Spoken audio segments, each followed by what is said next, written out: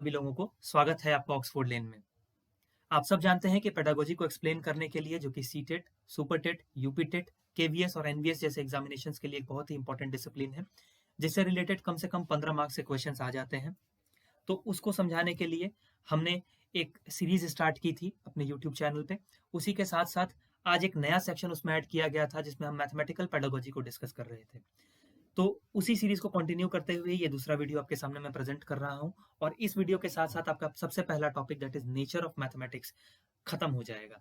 ठीक है, आप सबको याद होगा और आप सब समझ चुके होंगे कि ये बी लॉजिकल मेरा यहाँ लिखने का क्या कारण था। अगर आपने वो वीडियो अभी तक नहीं देखा है तो मैं अनुरोध करता हूँ कि एक बार जाके आप वो वीडियो को जरूर देखें। बी लॉजिकल लिखने का सेंस सिर्फ इतना था कि लॉजिकल अप्रोच जनरेट करना मैथमेटिक्स का एक ब्रॉड एम है। एक ब्रॉड एम मैथमेटिक्स पढ़ाने का जो एक ब्रॉड पर्सपेक्टिव, जिस पर्सपेक्टिव से मैथमेटिक्स पढ़ाते हैं उसमें से बच्चों को लॉजिकल बनाना, रैशनल बनाना, उनके थॉट प्रोसेस का मैथमेटाइजेशन करना, उनको इसलिए इस चीज के लिए प्रमोट करना कि अपने लाइफ में वो कैलकुलेटिव मूव ले पाए, मैथमेटिकल अप्रोच के साथ जी पाए। ये भी एक हमारा ब्रॉड एम होता है। आपको मैं एक बता दूं, एक और एक्स्ट्रा ज्ञान मान लीजिए इसको, कि जॉर्ज पुले साहब एक मैथमेटिशियन थे जिन्होंने कहा था कि मैथमेटिक्स पढ़ाने के देखिए दो पर्सपेक्टिव हो सकते हैं, दो ऑब्जेक्टिव्स हो सकते हैं। एक नैरो होता है, नैरो का मतलब बहुत ही लिमिटेड होता है, आप इसको लिमिटेड कह सकते हैं। नैरो का मतलब बहुत ही लिमिटेड ऑब्जेक्टिव होता है। लिमिटेड ऑब्जेक्टिव में क्या हो सकता है कि बच्चों को बेसिक न्यूमरेसी आ जाए, मतलब एक नंबर का ज्ञान बच्चों में डेवलप हो जाए। मेरा ये एम है, इसलिए हम बच्चों को मैथमेटिक्स पढ़ा रहे हैं। इसका यूज करके बच्चे कहीं ना कहीं एम्प्लॉयमेंट पा जाए। ठीक है, बच्चे कहीं ना कहीं क्या बन जाए, एम्प्लॉयमेंट पा जाए। ठीक है, इससे क्या करें, वो अपना जीवन जी लें। ये एक नैरो माइंडेड, एक लिमिटेड अप्रोच हो सकता है, एक लिमिटेड एम हो सकता है मैथमेटिक्स पढ़ाने का। लेकिन दूसरा उन्होंने कहा कि एक हायर एम भी होता है, एक हायर पर्सपेक्टिव भी होता है, जिसमें बच्चों को क्या करना है, लॉजिकल बनाना है हमको, बच्चों को हमको रैशनल बनाना है, ताकि बच्चे जो हैं किसी भी अंधविश्वास पे बिलीव ना कर लें, कोई ना कोई उसके पीछे तर्क ढूंढने बच्चे।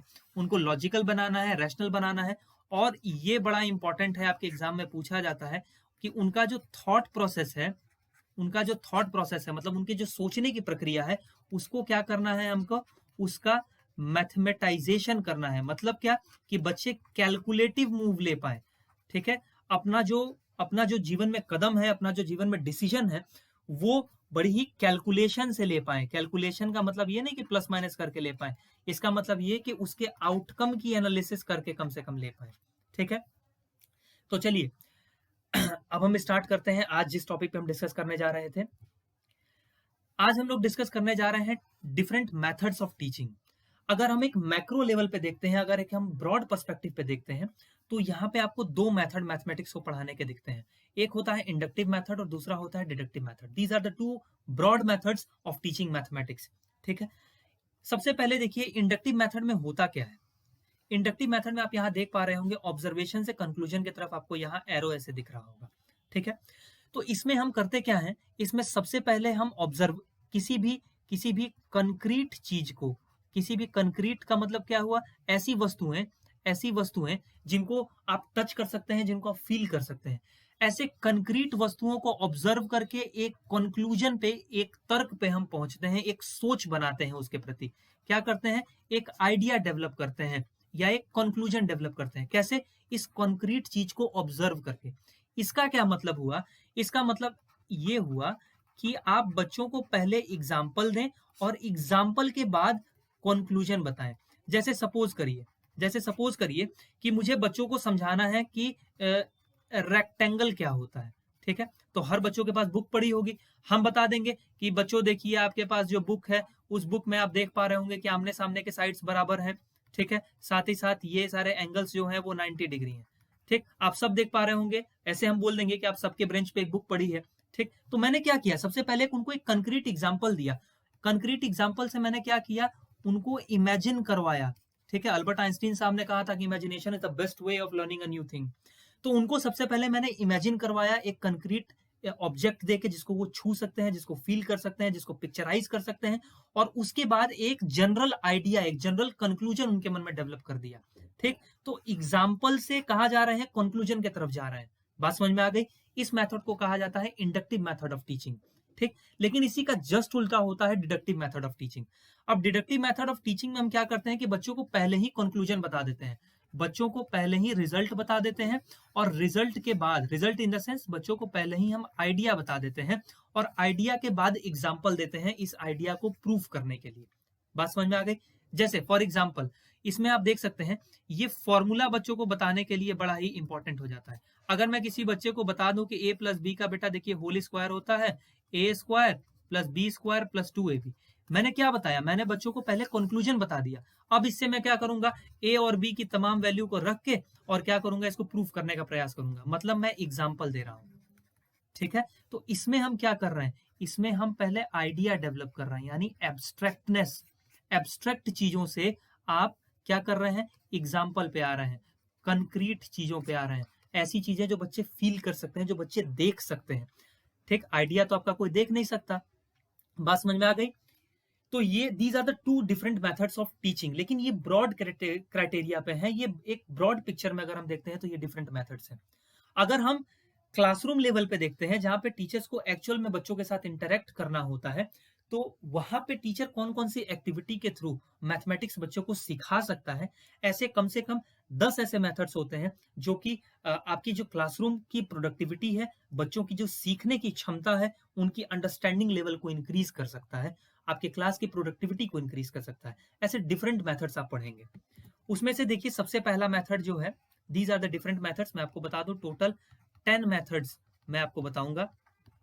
ठीक है, और आप विश्वास करिए इन सारे मेथड से कभी ना कभी एक या दो क्वेश्चन, हालांकि उतने इंपॉर्टेंट नहीं है, लेकिन तो भी एक या दो क्वेश्चन आ जाते हैं। लेकिन inductive and deductive, these are the very important concept, direct examination में पूछ दिया जाता है। इसके लिए दो दो चीजें आपको याद रखनी है। इंडक्टिव में ऑब्जर्वेशन से कंक्लूजन, ऑब्जर्वेशन मतलब कहां से?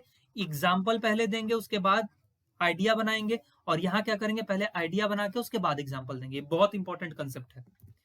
आइए सबसे पहले डिस्कस करते हैं हम होमवर्क के बारे में।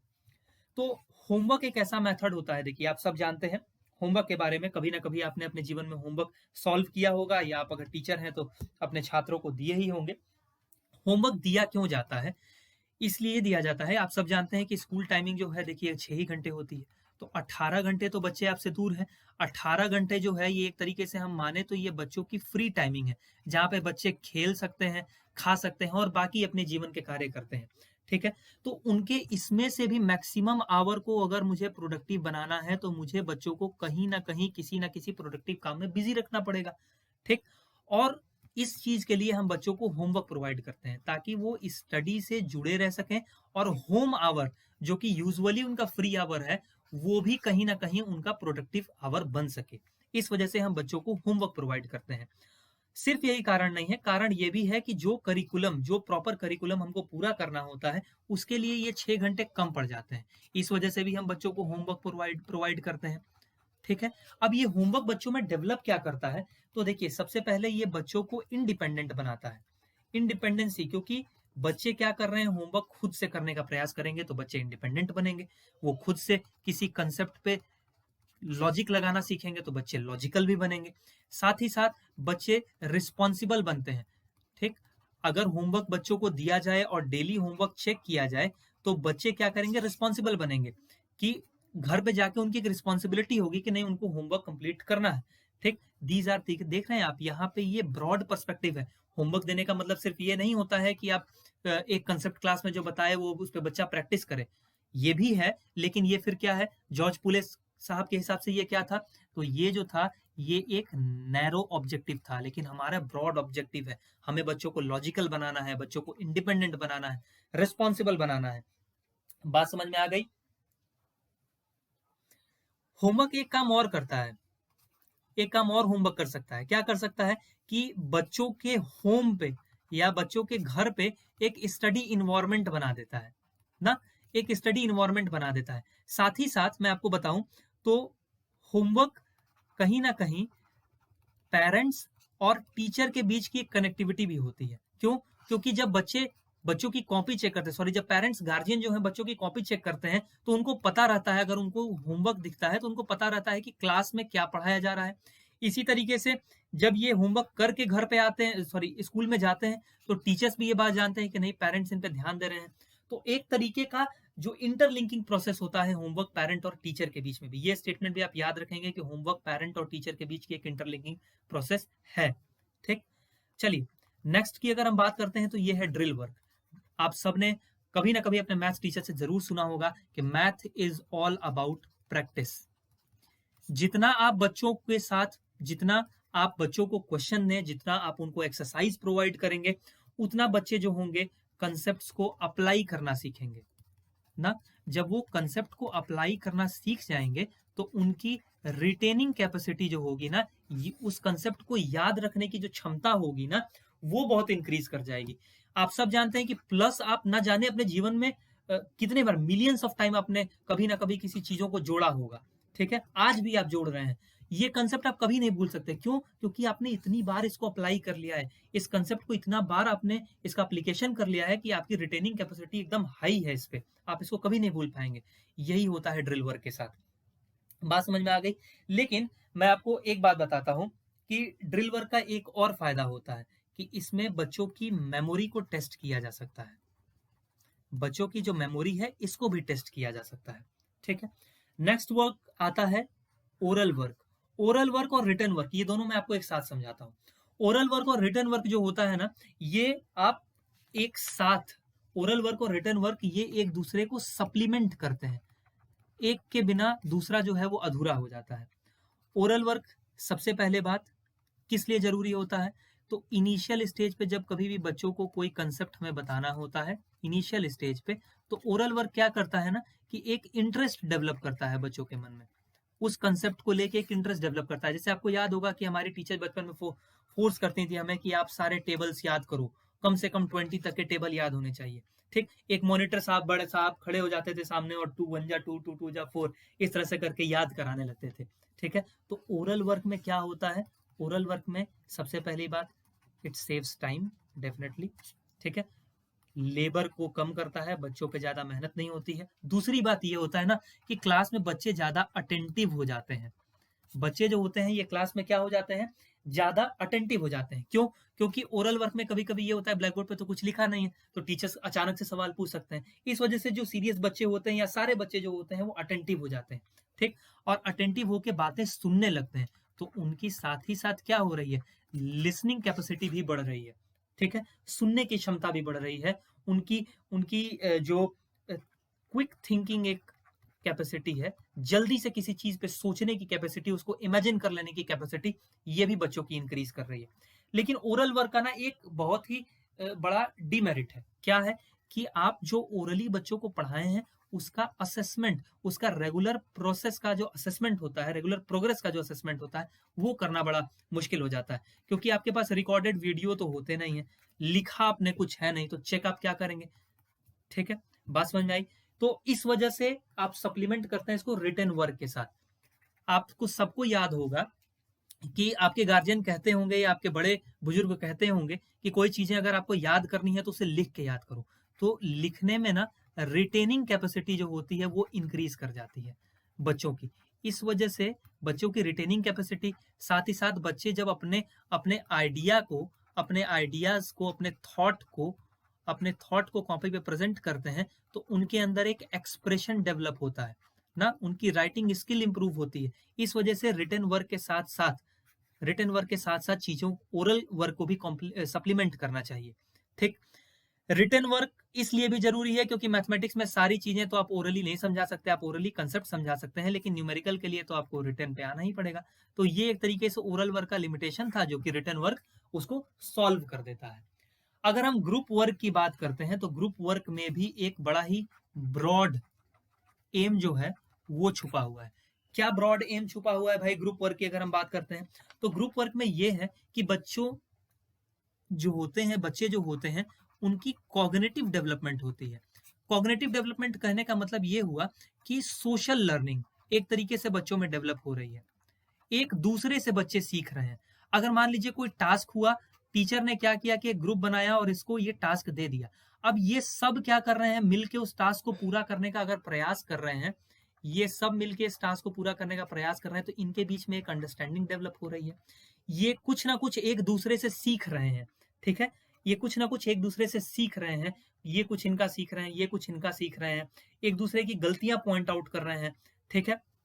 तो यहाँ पे क्या हो रहा है, इनका कॉग्निटिव डेवलपमेंट हो रहा है, संपूर्ण विकास हो रहा है इनका, समाज से भी ये इंटरेक्ट कर पाएंगे, इनकी इंटरेक्शन कैपेसिटी इंक्रीज हो रही है, ठीक। मैथमेटिक्स तो सॉल्व हो रही है, मैथमेटिक्स तो सॉल्व जरूर हो रही है, लेकिन ये ब्रॉड एम भी है इसके पीछे, इस वजह से हम ग्रुप वर्क को भी प्रेफर करते हैं। सेल्फ स्टडी जो है, दिस इज मोस्ट इंपॉर्टेंट। क्यों सेल्फ स्टडी इंपॉर्टेंट क्यों होता है, मैं आपको बताता हूं। इस वजह से, क्योंकि सबसे पहली बात कि ये जितना भी फ्री टाइम है बच्चों का, मैक्सिमम फ्री टाइम जो है, अगर बच्चे सेल्फ स्टडी करने लगते हैं तो ये प्रोडक्टिव आवर में कन्वर्ट हो जाता है, ठीक। दूसरी बात, सेल्फ स्टडी से बच्चे रिस्पॉन्सिबल होते हैं, और टीचर सेल्फ स्टडी बच्चों में कैसे प्रमोट करता है, उनको होमवर्क दे देगा, आप घर से काम करके लाएंगे, बात समझ में आ गई, उनको असाइनमेंट दे देगा, अभी मैं बताऊंगा होमवर्क और असाइनमेंट में क्या फर्क होता है, ठीक। होमवर्क दे देगा, असाइनमेंट दे देगा, इससे क्या होगा कि बच्चों का फ्री टाइम जो है वो क्या होगा, प्रोडक्टिव आवर में कन्वर्ट हो जाएगा, रिस्पॉन्सिबल होंगे बच्चे, और साथ ही साथ बच्चे इंडिपेंडेंट होते जाएंगे, इंडिपेंडेंट होते जाएंगे। क्यों? क्योंकि अब बच्चे क्या कर रहे हैं कि कंसेप्ट खुद समझने का प्रयास कर रहे हैं और इनको खुद ही अप्लाई करने का प्रयास कर रहे हैं। ये आप देखिए, पहले जो कंसेप्ट टीचर समझाते थे, अब कोशिश कर रहे हैं बच्चे कि मैं खुद ब खुद उसको समझ पाऊं, ठीक, या खुद ब खुद उसको रिवाइज कर पाऊं, उनका एप्लीकेशन खुद कर पाऊं, ठीक है। इस वजह से सेल्फ स्टडी बहुत जरूरी होती है बच्चों में। Supervise study is a form of self study आप कह सकते हैं, लेकिन ये टीचर के सुपरविजन में होती है। ये इसका एक फायदा ये होता है कि एक बच्चे की जो लिमिटेड कैपेसिटी है, लिमिटेड कैपेसिटी का मतलब एक बच्चे की जो इंडिविजुअल अंडरस्टैंडिंग है, वो बच्चे के पास कुछ अपने इंडिविजुअल डाउट होते होंगे जो कि हो सकता है क्लास में वो पूछने से शर्माता हो, तो टीचर्स क्या करते हैं कि अपने सुपरविजन में उस बच्चे को प्रमोट करते हैं कि आप सेल्फ स्टडी करो, आपको जो परेशानी होगी वो आप मुझसे पूछो। यहाँ पे टीचर इस बच्चे को इसके इंडिविजुअल लेवल पे उतर के समझाने के लिए सक्षम होता है, इस वजह से भी सुपरवाइज स्टडी को प्रमोट किया जाता है। Review is all about revision. Review, review आप देख सकते हैं कि किसी भी कंसेप्ट का रिव्यू अगर हमें करना है, उसका रिवीजन करना है, तो इसको भी टीचर्स यूटिलाइज कर सकते हैं, ताकि बच्चों का जो याद करने की और कंसेप्ट को रिटेन करने की कैपेसिटी है वो इंक्रीज रहे। असाइनमेंट की अगर हम बात करते हैं तो अब देखिए, होमवर्क और असाइनमेंट कैसे अलग है। असाइनमेंट, सबसे पहली बात, ये लेसन, कोई भी लेसन शुरू होने से पहले या लेसन शुरू होने के बाद भी दिया जा सकता है। दूसरी बात, जरूरी नहीं कि ये सिर्फ होम के लिए हो, ये आपको स्कूल में भी दिया जा सकता है, एट स्कूल भी आप इसको कर सकते हैं, ठीक है। असाइनमेंट इस तरह से अलग होता है, होमवर्क तो सिर्फ स्कूल के लिए होता है, लेकिन ये आप घर के लिए होता है, तो ये आप घर के लिए और स्कूल के लिए दोनों के लिए कर सकते हैं। असाइनमेंट में दो तरह के प्रॉब्लम्स दिए जा सकते हैं, दो तरह के प्रॉब्लम्स दिए जा सकते हैं, एक होता है रिपीटेटिव और दूसरा होता है रिव्यू। तो रिव्यू यही वाला है, ऐसे प्रॉब्लम्स हम दें जो बच्चे, जिसके थ्रू बच्चे अपने प्रीवियसली जो बच्चों ने सीखा है उस कंसेप्ट को यूटिलाइज कर पाए। और रिपीटेटिव क्या है, रिपीटेटिव ऐसे प्रॉब्लम्स दिए जाते हैं जहां बच्चे जो नई चीजें सीखे हैं उसको उसको अप्लाई कर पाए। बात समझ में आ गई। और 10th जो है ये ब्रेन स्टॉर्मिंग है, ये मेरा तो फेवरेट है, मुझे बहुत अच्छा लगता है ब्रेन स्टॉर्मिंग। जो जब मैंने पढ़ा ब्रेन स्टॉर्मिंग को तो मुझे बड़ा प्रोडक्टिव मेथड लगा। इसमें क्या होता है कि बच्चे, एक टीचर जो होता है ये पूरी क्लास को, एक कलेक्टिव क्लास को एक टास्क दे देता है। सपोज करिए क्वेश्चन बच्चे, टीचर ने प्रोवाइड कर दिया इनको, अब इस क्वेश्चन पे सारे बच्चे इंडिविजुअल लेवल पे इस क्वेश्चन को सॉल्व करेंगे और अपना अपना एक व्यू जनरेट करेंगे, अपना अपना एक व्यू या अपना अपना एक आइडिया डेवलप करेंगे इस क्वेश्चन के बारे में। उसके बाद इन सारे आइडिया को ब्लैक बोर्ड पे टीचर लिख देगा और इसके बाद इन सारे आइडिया से कंक्लूजन निकालेगा और कंक्लूजन निकाल के इस टास्क को कंप्लीट किया जाएगा और कंप्लीट करके इसका सॉल्यूशन दिया जाएगा। अब देखिए ये कितना इनोवेटिव मेथड है। इससे सबसे पहली बात, बच्चे खुद को प्रेजेंट करना, किसी टॉपिक पे सोचना सीख रहे हैं, अपनी व्यू डेवलप कर रहे हैं, अपना आइडिया डेवलप कर रहे हैं, उसके बाद इसको प्रेजेंट कर रहे हैं पूरे क्लास के सामने, ठीक। उसके बाद अगर ये इनका आइडिया एक्सेप्ट नहीं हुआ या उसको यूज नहीं किया गया तो भी दूसरे के आइडिया से ये सीख रहे हैं। तो एक तरीके से कम्युनिटी लर्निंग या सोशल लर्निंग का कंसेप्ट प्रमोट हो रहा है। साथ ही साथ जो बच्चे हैं वो दूसरे के आइडिया को एक्सेप्ट कर रहे हैं, दूसरे के आइडिया को एक्सेप्ट कर रहे हैं सॉल्यूशंस में। ठीक है, तो यहां से भी उनके अंदर एक सोशल लर्निंग या एक इंटरैक्टिव लर्निंग का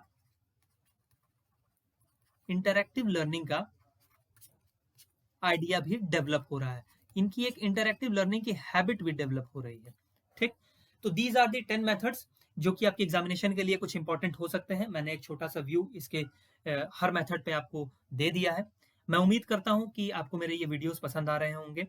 अगर किसी भी तरह की इंप्रूवमेंट की आवश्यकता है मुझे भी इस वीडियोस में, तो मैं आपसे रिक्वेस्ट करता हूं कि आप प्लीज उसको कमेंट बॉक्स में लिखें, सजेस्ट करें मुझे भी, और मैं पूरी कोशिश करूंगा उसे इम्प्रूव करने के लिए, ताकि आपकी जो प्रोडक्टिविटी है वो और इंक्रीज कर पाए।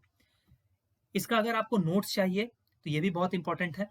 आप कमेंट बॉक्स में मुझसे ये नोट्स मांग सकते हैं। मैं इसको अपने टेलीग्राम चैनल पे अपलोड कर दूंगा या पीडीएफ फॉर्मेट में उसका लिंक शेयर कर दूंगा कमेंट में। आप उसे वहां पे क्लिक करके और जाके उसे डाउनलोड कर सकते हैं। अगर आपको ये वीडियोस पसंद आ रहे हैं तो प्लीज शेयर करें इसे, चैनल को सब्सक्राइब करें और हमारे साथ ऐसे ही जुड़े रहें और सीखते रहें।